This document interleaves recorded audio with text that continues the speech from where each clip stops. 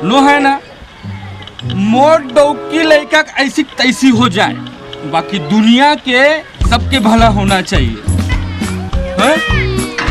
तो सुन, मैं हाँ भट्टी ले दारू लेके आ हूँ, बोला पैसा दे हम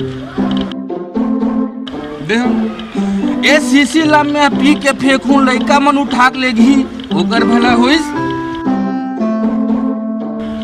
वह सीसील बेची, ओकर भला होइस। कबाड़ी वाला कंपनी दी, ओकर भला होइस। कंपनी वाला धोही दाही, ओकर भला होइस। फिर पैकिंग करही, ओकर भला होइस। अब जिए वहाँ काम करत थे, मेहनत करत थे, 2 पैसा कमाऊ की, ओकर भला होइस।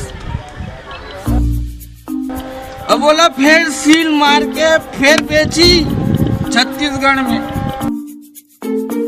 छत्तीसगढ़ के भला होइस। हम फिर खरीदबो, फिर पीबो पैसा दे के, ओकर भला होइस।